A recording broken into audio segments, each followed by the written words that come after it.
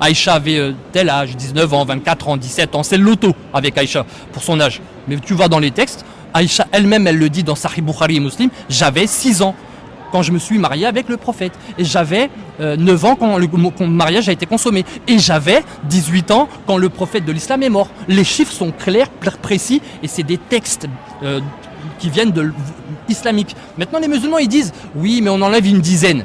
C'est écrit où qu'on enlève une dizaine? Est-ce que vous avez un texte qui dit qu'il faut enlever une dizaine? Ramenez le texte. Nous, on vous ramène les textes de vos textes. C'est des koufars, des mécréants, des kafiroun qui vous citent les textes de l'islam, vos textes à vous.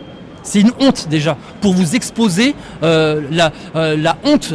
En fait, c'est une honte qu'un prophète se marie avec une petite fille. Ramenez un verset dans la Bible où un prophète de la Bible se marie avec une petite fille qui a l'habitude de jouer à la poupée. Selon le texte de Bukhari et Muslim, elle avait l'habitude de jouer à la poupée. Montrez-moi aussi le texte où, à l'époque de Aïcha, les enfants de 9 ans avaient une corpulence d'une femme de 25 ans. Ramenez le texte. Parce qu'en fait, c'est des musulmans qui inventent pour essayer de calmer la chose. Les musulmans, eux, quand on parle avec eux, ils ne citent pas de texte. Mais nous, les mécréants, selon les musulmans, on cite vos textes. C'est une honte.